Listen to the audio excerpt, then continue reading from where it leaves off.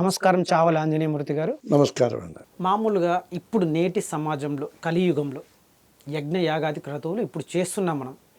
అయితే మనము అగ్నికి అగ్నిదేయ స్వాహ, అగ్నియే స్వాహ, ఆ స్వదాదేవి పితృదేవతలకు స్వదాదేవి చేస్తాం. అట్లా యజ్ఞ యాగాది క్రతువుల్లో మనం ఆజ్యం పోస్తున్నాం. ఆ ఆజ్యాన్ని ప్రభు అయినటువంటి అగ్నిదేవుడు దేవతలకు, సమస్త దేవతలకు, ఇంద్ర దేవతలకు, వర్ణ దేవతలకు అందిస్తారని మనకు ప్రతీతి మనకు తెలుసు, పురాణాలు చదువుకున్నాం దాని ద్వారా. అయితే త్రేతాయుగంలో ఏ విధంగా యజ్ఞయాగాది క్రతువులు జరిగేది అంటే అప్పుడు ఉన్నదానికి ఇప్పుడు ఉన్నదానికి ఏమన్నా ఎటువంటి భేదం ఉంది, దాని గురించి వివరించండి. శ్రీ గురుభ్యో నమః.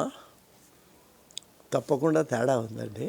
అంటే అది యుగ ధర్మాన్ని అనుసరించి కానివ్వండి, లేదా అప్పుడున్నటువంటి వాళ్ళ యొక్క నియమనిష్టలు మంత్రోచ్చారణని బట్టి కానివ్వండి. మీరు అడిగినట్లుగానే అప్పుడు దేవతలే వచ్చేవాళ్ళండి. అది మీరు గమనించాల్సింది ఏంటంటే ఇప్పుడు మనకు దేవతలు రారండి. అంతేకాదండి, ఆ యుగంలోనండి వాళ్ళు ఆబ్దికాలవి పెట్టినప్పుడు కూడా వాళ్ళని ఆ పిండ ప్రదానం అది చేస్తే ఆ పితృదేవతలు కూడా వచ్చి తీసుకునేవాళ్ళని కూడా. ఇప్పుడు దేవతలు రారు అంటే అర్థమైంది గురువు గారు. ఇప్పుడు దేవతలు ఎందుకంటే మనకు నియమనిష్టం లోపించటం వల్ల అండి. ఇప్పుడు ఈ కలియుగంలో మనకుండేటువంటి నియమనిష్టలు, మనకుండేటువంటి ఇవి కొంత ఆ పద్ధతి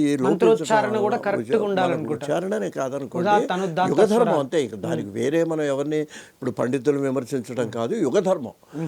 ఈ యుగధర్మంలో ఏంటంటే వాళ్ళు మనం ఇంద్రాయ స్వాహ అంటే ఆ ఇంద్రుడిని ఉద్దేశించి ఇంద్రుడికి ఎడుతుంది అనేదే తప్ప డైరెక్ట్గా ఇంద్రుడు రావడం అనేది ఇప్పుడు మన ఈ యుగంలో మనకు జరగదు. త్రేతాయుగంలో జరిగిందండి. జరిగింది అంటానికి మీకు కారణం ఏంటంటే పుత్రకామేష్టి యజ్ఞం చేశాడు దశరథ మహారాజు. దశరథ మహారాజు చేసినప్పుడు ఏదో వచ్చి వాళ్ళు ఆ హవిస్సులు తీసుకోవడం కాదండి, అవి చూడటానికి వాళ్ళందరూ వచ్చి అక్కడ కూర్చున్నట్టండి. ఇది పెద్ద విశేషం. ఏ ఇంద్రాది దేవతలు అయితే ఉన్నారో, ఇంద్రుడు, వరుణుడు, అగ్ని, కుబేరుడు మొదలైనటువంటి దేవతలు, ఇప్పుడు మనం ఏదో పెళ్లి చేసుకుంటే చూడండి, పెళ్లికి ఆహ్వానిస్తే పెద్దవాళ్ళందరూ వస్తారు కదా. చేసేవాడు కొంచెం సంపన్నుడు అనుకోండి, బాగా పలుకుబడి గలవాడు అనుకోండి, రాజకీయవేత్త అనుకోండి, అప్పుడు ఎవరు వస్తారు?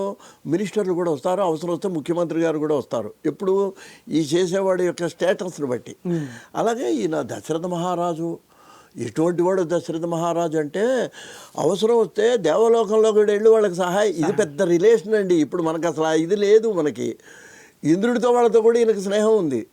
ఆయనకి ఏదైనా కష్టమైన యుద్ధం వస్తే ఈయన వెళ్ళి అక్కడ వాళ్ళతో సహాయం, ఆ రథాలు అలా వెళ్ళేవిటండి దేవలోకం దాకా, 3 లోకాల్లో. అప్పుడు యుగధర్మం.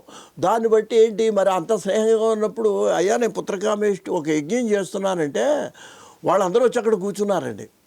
ఇంకొక విషయం మీకు చెప్తాను ఏంటంటే, ఈ కూర్చున్న తర్వాత ఇప్పుడు మన ఏదో ఇంట్లో పెళ్లి జరుగుతుందండి, ముఖ్యమైన వాళ్ళు పెద్దవాళ్ళందరూ వచ్చారు, మినిస్టర్లు వాళ్ళు వచ్చినప్పుడు ఏం చేస్తారు? ఈ పెళ్ళే చూడరు వాళ్ళు అక్కడ కూర్చొని రాజకీయాలు కూడా మాట్లాడుకుంటారు. అవును, మన ఏదో మన ముఖ్యమంత్రి గారు అన్నారు, ఏంటి ఇప్పుడు ఆ విషయం అవుతుందట, రేపు మనం ఏ నిర్ణయం తీసుకోవాలని ఒక్కోసారి అనుకోకుండా రాజకీయ విషయాలు కూడా నలుగురు అక్కడ కూర్చున్నప్పుడు చర్చించుకునే అవకాశం ఉంటుంది. అలాగే ఇక్కడ ఏం జరిగింది అంటేనండి, రామాయణంలో వాల్మీకి రాశాడండి, ఆ వచ్చిన వాళ్ళు కూర్చోలేదుట. వీళ్ళు కూర్చున్న తర్వాత బ్రహ్మగారు వచ్చేటికి ఈ నలుగురు చుట్టూ చేరి బ్రహ్మగారిని క్వశ్చన్ వేయటం మొదలెట్టారట. ఏం బ్రహ్మదేవుడు అయ్యా నువ్వు, మాకేమో లేని పొంది ఆ రావణాసురుడికి వరాలు ఇచ్చావు, ఎవడి చేత అంటే మా ఎవడి చేత చావుడు వాడు, ఒక నరులు వానరులు తప్ప మిగిలిన వాళ్ళు ఎవరి చేత చావకూడదని వాడు అడిగాడు, నువ్వు ఇచ్చేశావు. ఇప్పుడు ఎవడు ఆ నరుడు, ఎవడు చంపుతాడు ఆ రావణాసురుడిని? మా బాధలు వచ్చిన దగ్గర నుంచి ఇంకంతా బాధలే. వీళ్ళందరినీ వాళ్ళండి ఈ గ్రహాలు ఉన్నాయి చూడండి, అందరిని మెట్ల కింద వేసుకున్నట్టండి. ఇప్పుడు మళ్ళాగా ఏసీ పెట్టుకోవడం కాదు రావణాసురుడికి, ఇట్లా చూస్తే చల్లగాలు రావాలి, ఇట్లా కొంచెం వేడిగా. ఆయన ఊరికి కనుసైగతో ఈ ఉండేటువంటి దేవతలందరూ ఉన్నారు చూడండి, వీళ్ళందరూ అష్టదిక్పాలకులు, వరుణుడు, అగ్ని, వీళ్ళందరూ కూడా కనుసన్నల్లో భయపడుతూ ఉండేవాళ్ళట. ఎవరికి? రావణాసురుడికి. తపస్సే కాదండి, కొడతాడు వాళ్ళని. ఆ తపస్సుకు భయపడటం కాదు, 2 తంతాడు, ఆ చెప్పిన మాట వినకపోతే 2 బీగుతాడు. అందుకని అతన్ని వీళ్ళు తిరిగి కొట్టలేరు. ఎందుకని? ఈ దేవతలు ఎవరు? నరుడు కాదు, వానరుడు కాదు. అందువల్ల ఏమైంది, ఈ నరుడు వానరుడు తప్ప మిగిలిన వాళ్ళ చేత అతనికి మృతి లేదు. అందుకే మరణం అంటున్నా, లేదు అందుకే కాబట్టి తపస్సు చేసిండు, వరాలు ఆ పొందిండు కాబట్టి వరాలు పొందడం వరాల గర్వం అది. ఆ వరం ఇచ్చింది ఎవడు? బ్రహ్మదేవుడు. ఆ బ్రహ్మదేవుడు వీళ్ళందరూ కలిసి తిట్టడం మొదలెట్టారు. నువ్వు ఇంత పని చేసావు, ఇప్పుడు మా పరిస్థితి ఏంటి? ఇప్పుడు మమ్మల్ని ఎవడు కాపాడుతాడు? మేము ఎంతకాలం ఈ రావణాసురుడి వలన బాధలు పడాలి అని చెప్పేటప్పటికి ఆలోచించాడు. అంటే ఆయన కొంచెం చిన్నపుచ్చుకున్నాడు. సరే ఏదో వాడు అడిగాడు, నేను ఇచ్చేసాను, ఇప్పుడు ఏం చేద్దాం, నేను ఒక ఉపాయం చెబుతానులే ఉండు, మనకు అందరికీ ఆపద్బాంధవుడు శ్రీ మహావిష్ణువు ఉన్నాడు కదా, చూద్దాం ఇప్పుడు ఆయన ఏదైనా ఆయన కూడా వస్తాడేమో ఇక్కడికి. ఆయన వస్తే మనందరం కలిసి ఆ పరిష్కారం ఏదో ఆయన్ని అడుగుదాం.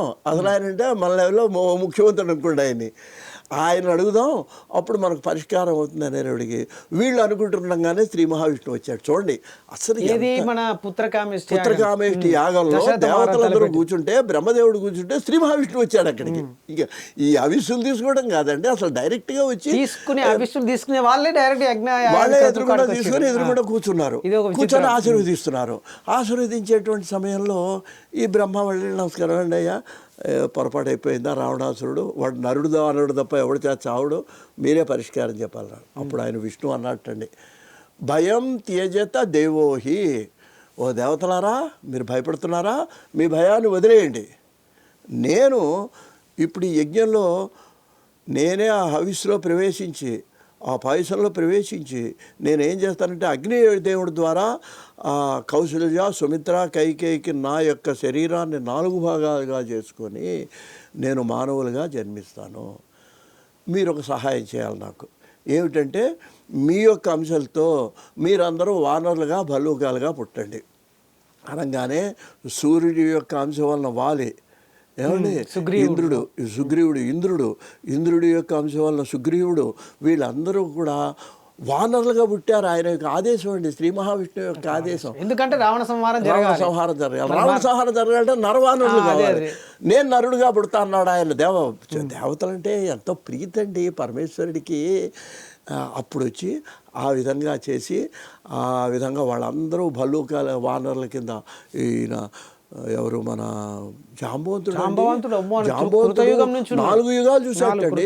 కృతయుగం ఆయన ఏదో బ్రహ్మదేవుడు ఆవలిస్తే పుట్టాట. కృతయుగం, త్రేతాయుగం, ద్వాపరయుగం.